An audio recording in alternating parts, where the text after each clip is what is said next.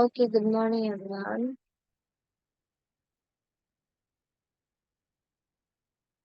Good morning, teacher. Good morning. Right. So last class, we learned about files and folders. Let's revise them. Right? ஒருக்கா revise பண்ணி பார்த்துட்டு நாங்க அடுத்ததுக்கு போவோம். அதுக்கு பிறகு நிறைய ஈஸியான வேலைகள் தான் இருக்குது. அது ஈஸியான குட்டி குட்டி பாடங்கள் நாங்க இன்றைக்குள்ள எப்படியாவது கம்ப்ளீட் பண்ணிடலாம். ரைட்?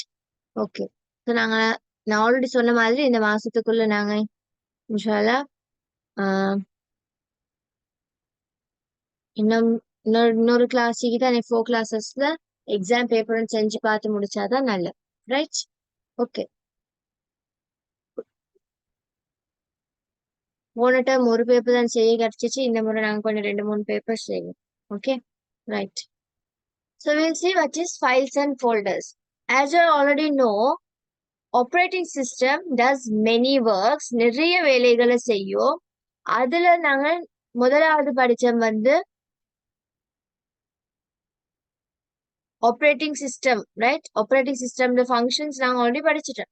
ஸோ நாங்க அதுல முதலாவது படிச்சோம். அதுல முக்கியமான ஃபங்க்ஷன் என்ன?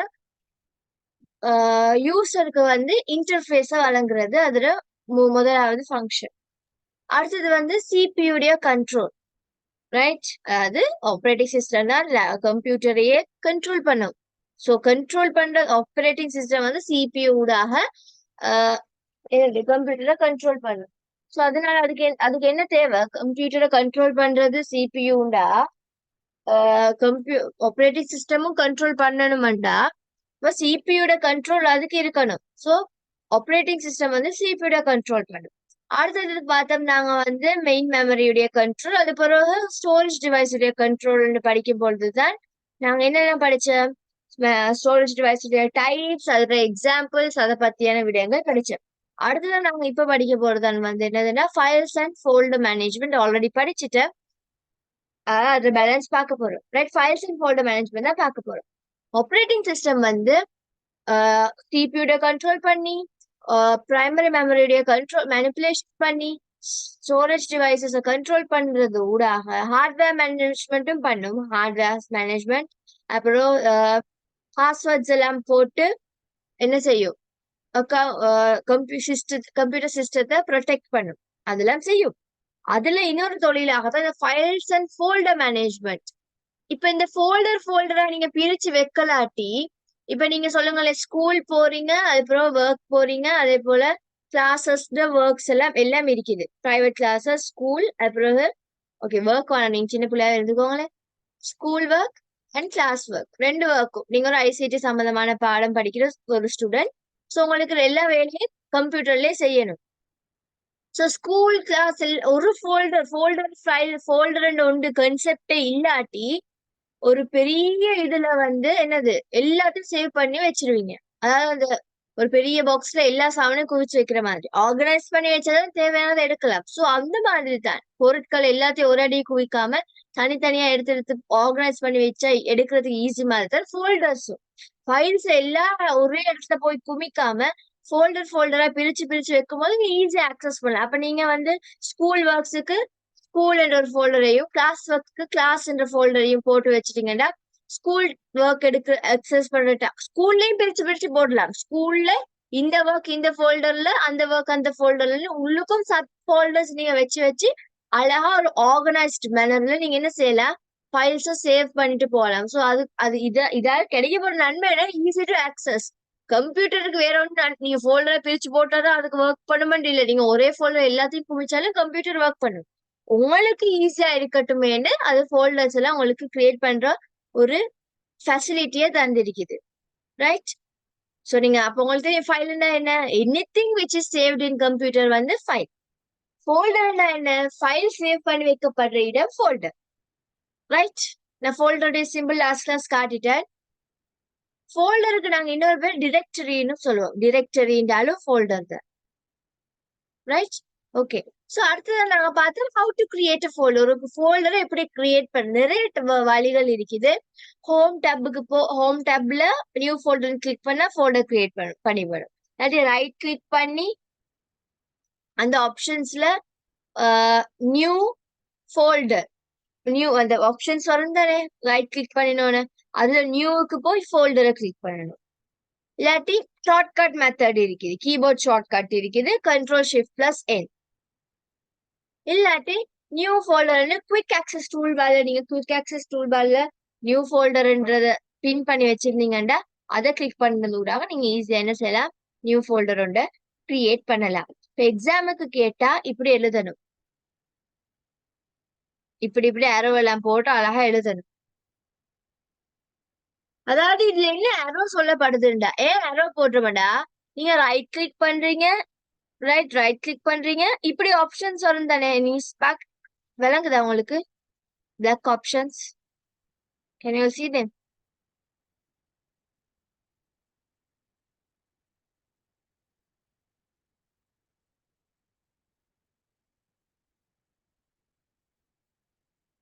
விளங்குது தானே? ஓகே, அன்மியூட் பண்ணி சொல்லுங்க விளங்குதுண்டா. ஓகே, இப்ப நீங்க நான் இங்க ரைட் கிளிக் பண்ணி இப்ப நான் ஒரு ஃபைல் எக்ஸ்ப்ளோரருக்கு போயிட்டு ரைட் கிளிக் பண்ணா வேற ஆப்ஷன் வரும். நான் இப்ப பவர் பாயிண்ட்ல இருக்கனால வேற ஆப்ஷன் காட்டுது. சோ இப்படி கிளிக் பண்ணோன்னு இவ்வளவு லிஸ்ட் வருது. இதுல நம்ம பாயிண்டர் ஆப்ஷனுக்கு போக போறோம். நான் பாயிண்டர் ஆப்ஷனுக்கு போனா தான் இவ்வளவும் வருது. ரைட், பாயிண்டர் ஆப்ஷனுக்கு போனா தான் இவ்வளவும் வருது. அப்ப அது பாயிண்ட், அப்ப நான் என்ன செய்வேன், அப்ப இது இப்ப நான் எப்படி லேசர் லேசர் பாயிண்டரை நான் எப்படி எடுக்கிறதுன்னு உங்களுக்கு மெத்தட் கேட்டா நீங்க எப்படி எழுதுவீங்க? First right click,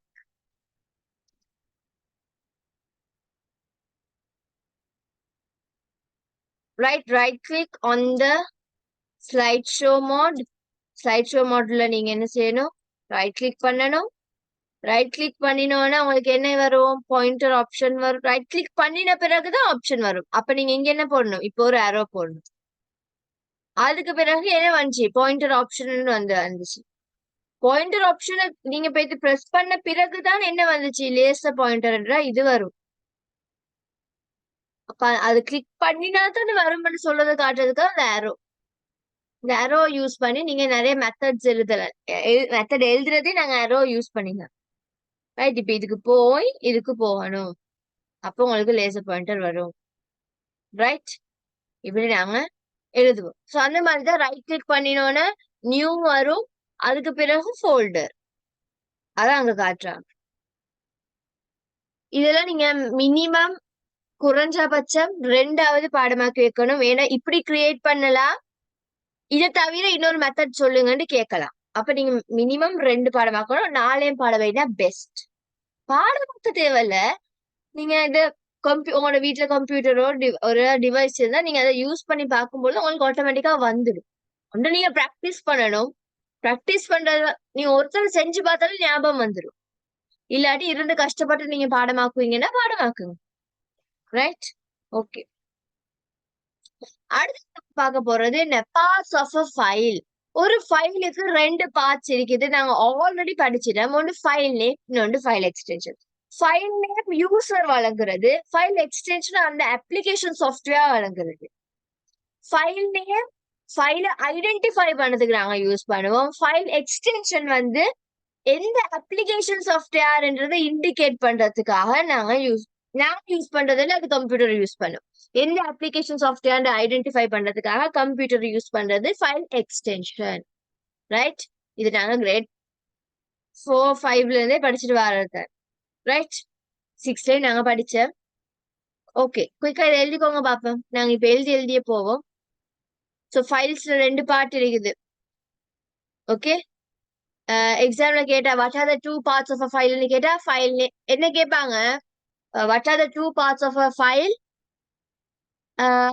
explain them briefly, சுருக்கமாக விளக்குகண்டா என்ன போடணும், ஃபைல் நேம் ஃபைல் எக்ஸ்டென்ஷன், கீழே தந்திக்கிற நோட்ஸ் அது அப்படியே நீங்க ஞாபகம் வச்சு எழுதிட்டீங்கன்னா உங்களுக்கு ஃபுல் மார்க்ஸ் 4 மார்க்ஸ் கிட்ட கிடைக்கும். ஐசிடி வெரி ஈஸி படிச்சேன், ஏன்னா உங்களுக்கு பெருசா ஒன்னும் கேள்வி கேட்க போறது இல்லை, அதே தான் திருப்பி திருப்பி கேட்பாங்க. ரைட், அப்பப்ப படிச்சிட்டீங்கன்னாலே போதும். ஓகே, குயிக்கா எழுதி முடிச்சுட்டு ரைஸ் ஹேண்ட் பண்ணுங்கம்மா, நான் ரைஸ் ஹேண்ட் இல்லாமக்கிறேன்.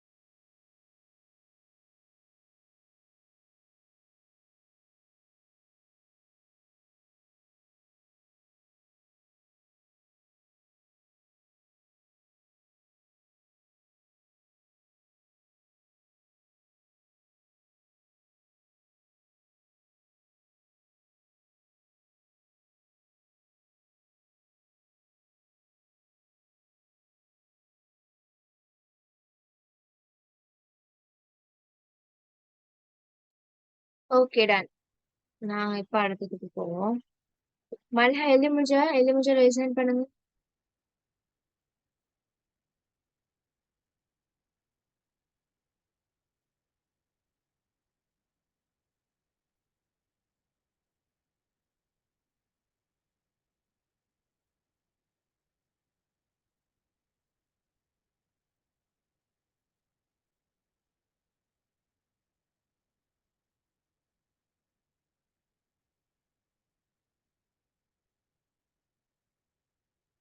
ஓகே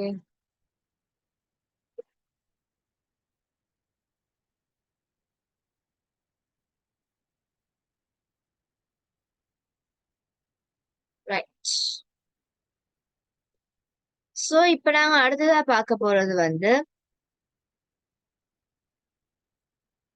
ஃபைல் எக்ஸ்டென்ஷனை நாங்க எப்படி ஃபோல்டர்ல காட்டுறதுன்னு நாங்க பார்த்தோம். நான் காட்டினேன். அடுத்தது ஒரு ஃபோல்டரை எப்படி ரீநேம் பண்றது, இன்னொரு தரம் அதை நான் காட்டுறேன். அதுக்கு முன்னாடி அதுக்குரிய நோட்ஸ் எழுதிக்கோங்க. நான் அன்றைய காட்டினேன் ஆல்ரெடி, பட் நோ வெயிட், அதுக்கு ஒரு நோட்ஸ் இருக்குது. Wait, sorry. ஓகே, அடுத்தது நாங்க பார்க்க போறது வந்து ஃபைல் எக்ஸ்டென்ஷன்ஸ் ஒவ்வொரு அப்ளிகேஷன்ஸுக்கு டிஃபர் பண்ணும். அது எங்களுக்கு தெரியும். வேர்டுன்னு பாத்தீங்கன்னா டிஓசிஎக்ஸ், எக்ஸல்ண்டா எக்ஸ்எல்எஸ்எக்ஸ், பவர் பாயிண்ட்னா பிபிடிஎக்ஸ், அக்சஸ்ன்னு ஒரு ஆப் இருக்குது, அது ஏசிசி டிபி, போட்டோஷாப் பிஎஸ்டி, காரல் ட்ரா, சிடிஆர், இமேஜஸுக்கு நிறைய இருக்குது, ஜேபிஜி, பிஎன்ஜி, ஜிஃப், பிஎம்பி, வெப்பி, அதாவது டபிள்யூஇபிபி.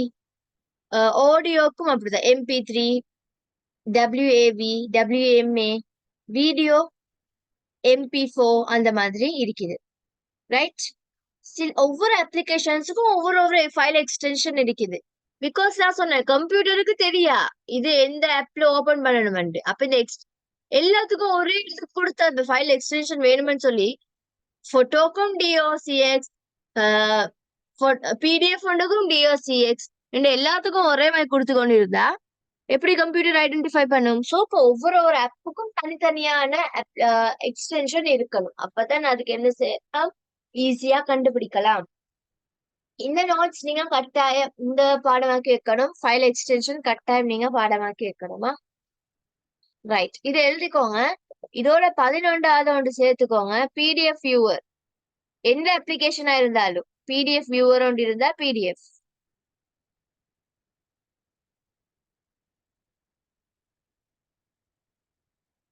பிடிஎஃப் வியூவர் இல்ல, அதை எழுத தேவையில்லை, அது இருக்கட்டும். ஏன்னா ஒவ்வொரு என்ன அப்ளிகேஷன்ஸ் இருந்தாலும் பிடிஎஃப் வியூவர்ஸ்ல எல்லா பிடிஎஃப்பும் ஓபன் ஆகிப்படும். அது எழுத தேவையில்ல, ஞாபகம் வச்சுக்கோங்க.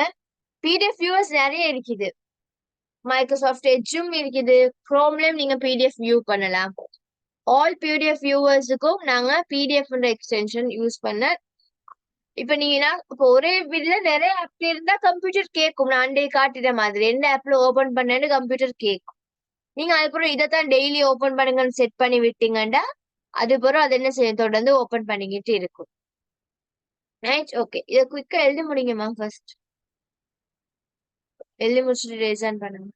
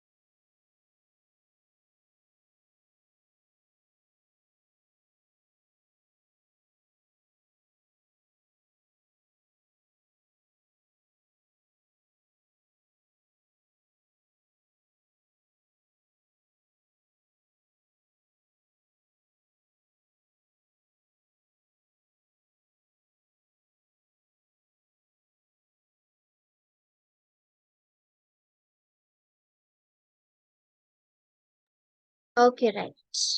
எழுதி முடிஞ்சு.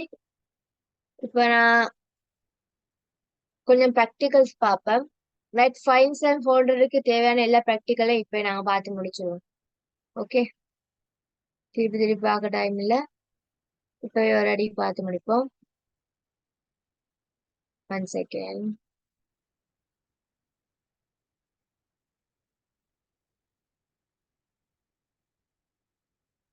ரைட், நான் எல்லாத்தையும் ஒரு அடி காட்டி முடிக்கிறேன்னா. ஓகே, ஸோ நாங்கள் திருப்பி ஒருக்கா பார்ப்பேன். ஃபோல்டர் எப்படி கிரியேட் பண்றது? ஹோம் டேப், இந்த அடிக்கு இது ஹோம் டேப். ரைட், இதாக்கி ஹோம் டேப். நியூவுக்கு போய் ஃபோல்டர் கிளிக் பண்ணீங்கன்னா ஒரு நியூ ஃபோல்டர் கிரியேட் ஆகிடும். இல்லாட்டி நியூ ரைட் கிளிக் பண்ணி நியூவுக்கு போய் ஃபோல்டர் கிளிக் பண்ணீங்கன்னா நியூ ஃபோல்டர் கிரியேட் ஆகிடும். ரைட், இது ஃபோல்டர் கிரியேட் பண்ற முறை. ஓகே, இந்த ஃபோல்டர் எப்படி ரீநேம் பண்றது? இத கிளிக் பண்ணீங்கன்னா ஹோம் டேப்லயே உங்களுக்கு ரீநேம் பண்ற இது வரும். அப்ப நீங்க ரீநேம் பண்ணலாம். ஃபோல்டர் 1. இல்லாட்டி என்ன செய்யலாம்? திருப்பி அந்த ஃபோல்டருக்கு மேல மவுஸை வச்சுட்டு கிளிக் பண்ணி விண்டோஸ் 11ல முன்னுக்கு வராது, விண்டோஸ் 10ல எல்லாம் வரும். விண்டோஸ் 11ல நீங்க ஷோமோ ஆப்ஷனுக்கு போய் நீங்க எக்ஸாமுக்கு எழுத தேவையில்ல. ஷோமோ ஆப்ஷன் எல்லாம் நீங்க டிரெக்ட்லி எழுதலாம்.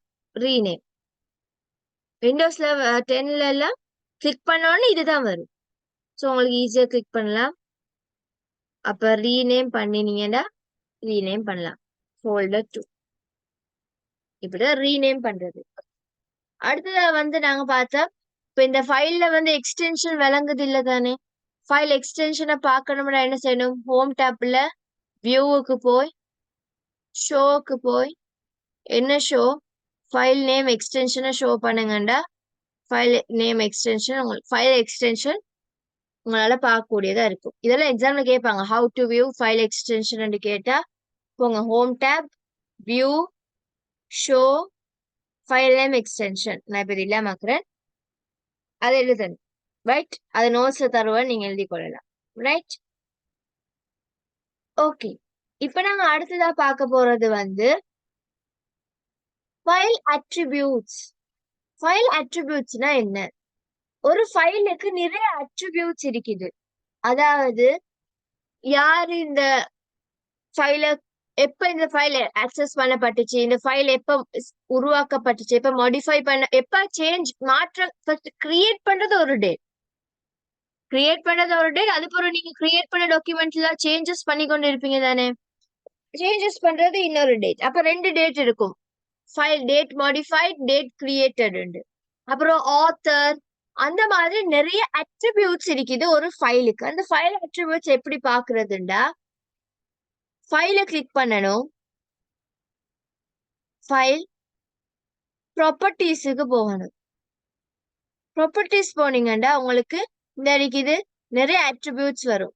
இந்த ஒவ்வொன்றும் அட்ரிபியூட்ஸ் தான். Type of file, location, size on disk, created, modified, access எப்ப ஆக்சஸ் பண்ணப்பட்டது. ரைட், இதெல்லாமே என்னது அட்ரிபியூட்ஸ் தான். இன்னும் அட்ரிபியூட்ஸ் பார்க்கணும்னா நீங்க அட்வான்ஸ்டுக்கு போய் பார்க்கலாம். ரைட், இவ பாருங்க, இந்த ஃபைல் எப்ப கிரியேட் பண்ணப்பட்டிருக்குது? சண்டே மே 12 கிரியேட் பண்ணப்பட்டிருக்குது. மாடிஃபை எப்ப சேஞ்ச் பண்ணிக்கிறேன்? நான் இன்றைக்கு இப்பதான் சேஞ்ச் பண்ணேன், 9:20 AM சேஞ்ச் பண்ணிக்கிறேன். கடைசியா இப்ப சம்டைம் நாங்க டாக்குமெண்ட் ஓபன் பண்ணுவேன், சேஞ்சஸ் ஒன்றும் பண்ண மாட்டேன். அப்ப சும்மா அக்சஸ் பண்ணிக்கிறேன், சும்மா பாத்துக்கிறேன் டாக்குமெண்ட் போய். எப்ப நான் பாத்துக்கிறேன்? 12 நிமிஷத்துக்கு முன்னாடி நான் ஜஸ்ட் போய் பாத்துக்கிறேன். டுடே மாடிஃபை பண்ண டைம் அக்சஸ் தானே பண்ணி பண்ணா. நீங்க ஒன்னும் சேஞ்ச் பண்ணலாட்டியும் அது அக்சஸ் தான் இந்த டேட். சோ இந்த மாதிரி என்னது நிறைய ஃபைலுக்கு அட்ரிபியூட்ஸ் இருக்கு. இதெல்லாம் நம்ம அட்ரிபியூட்ஸ் சொல்லுவோம். சோ give me 3 ஃபைல் அட்ரிபியூட்ஸ்னா எழுதணும். Date access, date created, location, author எல்லாம் வரும். ஆத்தர். ரைட், இந்த அட்வான்ஸுக்கு போனா உங்களுக்கு எல்லாம் கிடைக்கும். அதுக்கு முன்னாடி இப்ப இங்க ஃபைல நீங்க ப்ராப்பர்ட்டிஸ கிளிக் பண்ணாதானே உங்களுக்கு என்ன வருது? அட்ரிபியூட்ஸ் காட்டுது. நாங்க கொஞ்சம் வெளியே காட்டுற மாதிரியும் பண்ணலாம். எப்படின்னா இப்ப நான் வியூ வந்து ஐக்கன் வியூ தான் கொடுத்துக்கிறேன். ஐக்கனால வியூ பண்ணுங்க. நான் டீடைல்ஸ் வியூ கொடுத்தேன்டா இங்க சில டீடைல்ஸ் வரும். இதெல்லாமே அட்ரிபியூட்ஸ் தான். டேட் மாடிஃபைட், டைப், சைஸ் இதெல்லாமே என்னது அட்ரிபியூட்ஸ் தான். என்னென்ன அட்ரிபியூட்ஸ் வெளியே காட்டுங்கன்னு நாங்க என்ன செய்யலாம், டிஃபைன் பண்ணலாம், சொல்லி வைக்கலாம். இப்ப இதுக்கு போய் இங்க போய் ரைட் கிளிக் பண்ணீங்கன்னா காட்டும் இவ்வளவு. இப்ப நான் இல்ல எனக்கு ஆத்தரையும் காட்டுங்கன்னு கொடுத்துக்கிறேன். டைட்டிலையும் காட்டுங்க. டைட்டில் இல்லாட்டி ஒண்ணும் செய்யல, பிளாங்கா காட்டும். டேட் கிரியேட்டடையும் காட்டுங்க. ரெண்டு மோருக்கு போனா இன்னும் உங்களுக்கு நிறைய இந்த பாருங்க இவ்வளவும் என்னது அட்ரிபியூட்ஸ் தான். ஒவ்வொன்றும் அட்ரிபியூட்ஸ் தான். இயரையும் காட்டுங்கன்னு வச்சுக்கொள்வோமே. இயர் ஒண்ணும் இல்லாட்டி பிளாங்கா காட்டும், அது வேற விஷயம். இது எல்லாமே என்னது அட்ரிபியூட்ஸ் தான். இப்ப அட்ரிபியூட்ஸ் இது ஒண்ணும் இல்ல தானே, கொஞ்சம் சின்னதாக்குவோம்னா சின்னதாக்கலாம், பெருசாக்குவோம்னா பெருசாக்கலாம். இப்ப இதே இந்த டைப்ல ஃபுல்லா விளங்குதுல, அப்ப நாங்க ஒண்ணும் பெருசாக்குவோம். ரைட், இதெல்லாம் வந்து என்னது அட்ரிபியூட்ஸ். அதாவது இந்த டாக்குமெண்ட்டை பத்திய டீடைல்ஸ் எல்லாமே என்னது அட்ரிபியூட்ஸுக்குள்ள வரும். ஓகே, நான் இப்ப இது இப்படி மாத்துறேன். ஓகே, இப்ப உங்களுக்கு அது இல்லாம ஆக்கணும்டா இன்னைக்கு இது இங்கே டீடைல்ஸ் மாத்தலாம். இது ஜஸ்ட் தம்ப்நெயில் பிக்சர்ஸா காட்டுறது, ஐக்கன்ஸா காட்டுறது. இது டீடைல்ஸ் வியூ. ஓகே, நான் இதுல தேவையில்ல, எனக்கு இதெல்லாம் தேவையில்லைன்னா நான் அது இல்லாம ஆக்கலாம். எனக்கு வந்து டேட் கிரியேட்டட், ஆத்தர், டைட்டில் இதெல்லாம் ஒன்றும் தேவையில்ல. எனக்கு இந்த மூணும் போதுமாடா. ஓகே கொடுத்தா சரி. கொலமுடைய வித் சைஸ் எல்லாம் நீங்க இங்க என்ன செய்யலாம், நீங்க கையாலேயே மாத்தலாம், சும்மா ட்ராக் பண்ணியும் மாத்தலாம். இங்க நீங்க பிக்சல்ல வேல்யூவை கொடுத்து மாத்தலாம். ஓகே ரைட், இவ்வளவு வந்து இந்த ஃபைல்ஸ் அண்ட் ஃபோல்டர்ஸ்க்குரிய ப்ராக்டிகல்ஸ். இது நீங்க செஞ்சு பாத்தீங்கன்னா ஒருத்தர ஞாபகம் வந்துடும். எக்ஸாமுக்கு கேட்டா ஸ்டெப் பை ஸ்டெப்பா காட்டினா சரி. இப்ப நான் செஞ்சு காட்டினதை ஸ்டெப் பை ஸ்டெப்பா காட்டணும். ஓகே ரைட், ஃபைல் எக்ஸ்டென்ஷன்ஸ் கட்டாயம் பாடமாக்கி வச்சுக்கோங்க. நிறைய 4-5 தந்த அட்ரிபியூட்ஸ்ல மினிமம் 2 பாடமாக்கி வைங்க. கட்டாயம் 2ஆவது பாடமாக்கி வைங்க. ஃபுல்லா பாடமாக்க எலிமெண்டா பெஸ்ட், அதான் சொல்ல வர. ஃபுல்லா பாடமாக்குறது நல்ல, சரி உங்களுக்கு கஷ்டம்னா அட்லீஸ்ட் நீங்க 2ஆவது பாடமாக்கி வைக்கணும். ஓகே, இத பாருங்க, வேர்ட் டாக்குமெண்ட்டுக்கு DOCடு தந்தீங்க. இதெல்லாம் பழைய வெர்ஷன். வேர்ட்ல வந்து முதல் இப்படிதான் இருந்துச்சு, புதுசா அப்டேட் பண்ண பிறகு இப்ப எல்லாரும் யூஸ் மாடர்ன் வந்து இது மாடர்ன்ல பாருங்க எல்லாரும் கடைசியில XX வரும். அக்சஸுக்கு ஃபுல்லா மாத்திட்டாங்க. முதல் மை டேட்டா பேஸ் இருந்துச்சு, அதனால இந்த இது புதுசா மாத்த போல எக்ஸ் எல்லாம் போடாம ஃபுல்லாவே மாத்திட்டாங்க. Access data base, access data பேஸ்னு மாத்திட்டாங்க. ரைட், சோ அதனால அதுக்கு எக்ஸ் வராது. இது எல்லாமே வந்து மைக்ரோசாஃப்டுக்குரியது. இந்த 4 மைக்ரோசாஃப்டுக்குரியது. மைக்ரோசாஃப்ட்ல இவ்வளவு மட்டும் இல்ல, இன்னும் நிறைய இருக்குது. மைக்ரோசாஃப்ட் டீம்ஸும் மைக்ரோசாஃப்டுக்குரியது தானே. மைக்ரோசாஃப்ட் டீம்ஸ் அதுவும் வரும். வேற என்ன மைக்ரோசாஃப்ட் இதுல இல்லாதது?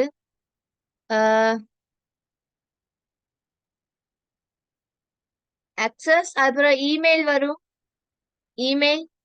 அதே போல மைக்ரோசாஃப்ட் எட்ஜ். யாரு?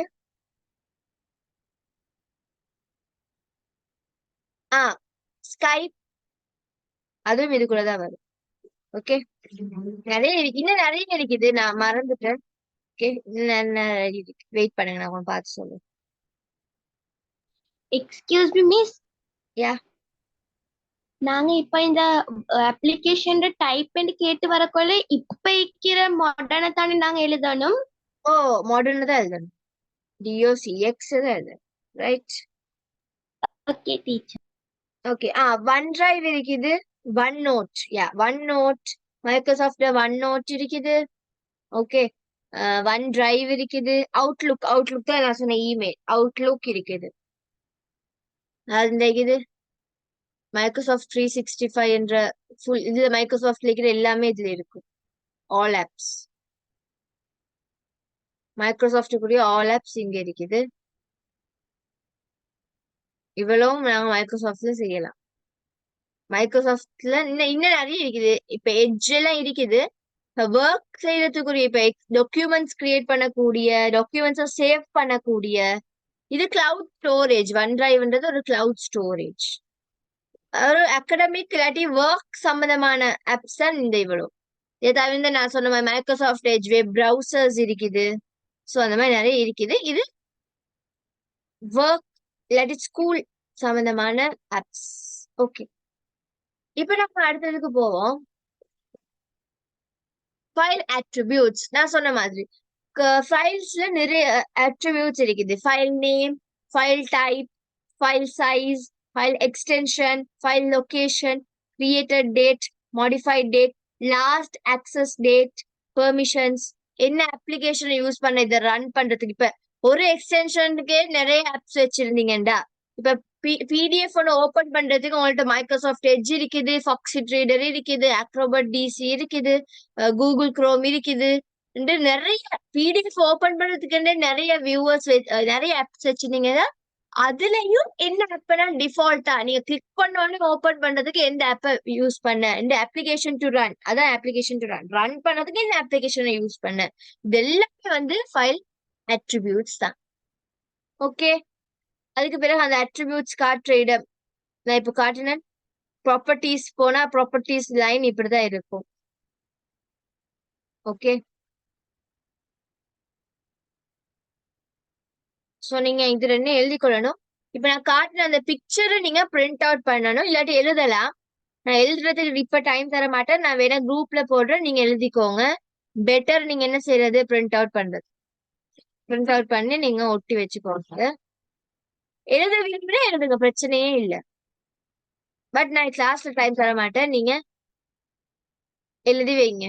நான் இப்ப இடம் விட சொல்லுவேன். பிக்சர் ஒட்டுறதுக்கோ எழுதுறதுக்கோ இடம் விட்டுட்டு நீங்க போகலாம். ஓகே, குயிக்கா எழுதுங்க பாப்போம். ஒன்லி 5 மினிட்ஸ் தருவேன். 5 மினிட்ஸே கூட, இதுக்கு 2 மினிட்ஸ் தான்.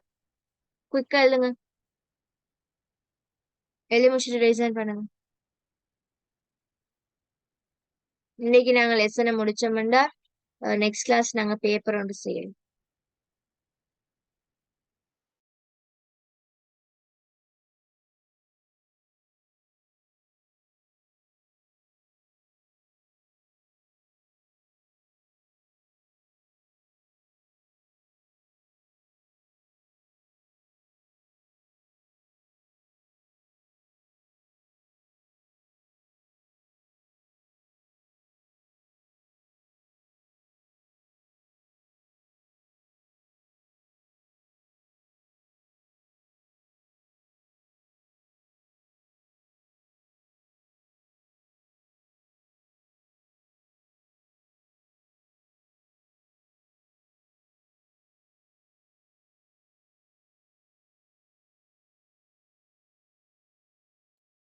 குரூப்ல சென்ட் பண்ணிட்டு நீங்க அதாவது இப்ப இந்த நோட்ஸ் எழுதிட்டு A5 புக், குட்டி புக் வச்சுக்கிறாக்கள் 1 பேஜ், ஒரு பக்கம் விடுங்க. பிரிண்ட் அவுட் பண்றாக்களோ வரைகிறாக்களோ ஒரு பக்கம் விட்டீங்கன்னா போதும். நீங்க அப்ப A5 சைஸுக்கு, A4 ஷீட் ஹாஃப் சைஸுக்கு என்ன செய்யலாம், பிரிண்ட் அவுட் பண்ணி கடையில் பிரிண்ட் அவுட் பண்ணீங்கன்னா நீங்க ஒட்டி கொள்ளலாம். அப்படி ரைட். இது எழுதிட்டு 1 பேஜ் விடுங்க. நீங்க ஃபுல் பேஜே விடுங்க. இப்ப நீங்க இது எழுதி இடம் இருந்துச்சுன்னா கீழே அதை பிளாங்கா விடுங்க. நான் அதுக்கு அடுத்த நோட்ஸ் நீங்க அங்க எழுதி கொள்ளலாம். சொல்றது விளங்கிச்சா? இப்ப நீங்க இதை புதிய பேஜ்ல எழுதி ஸ்டார்ட் பண்ணி கீழே லைன்ஸ் பேலன்ஸ் இருந்துச்சுன்னா அதை விடுங்க. பிக்சர் ஒட்டுறதுக்கு தனியாவே ஒரு பேஜை விடுங்க. கீழே லைன் இருந்தா நான் அடுத்ததா தரப்போற நோட்ஸ் அதை கீழே இந்த நோட்ஸ் கீழே எழுதி கொள்ளலாம். பிக்சர் விடுறதுக்கு தனியா ஒரு பக்கமே விடுங்க. ஓகே, அப்பதான் உங்களுக்கு பேஸ்ட் பண்றதுக்கு ஈஸியா இருக்கும், டிரா பண்றதுக்கும் ஈஸியா இருக்கும், எழுதுறாக்கு. Right. Okay, Humera done, very good. மத்தாக்கள் குயிக் எழுதி முடிச்சுட்டு ரேசன் பண்ணுங்க.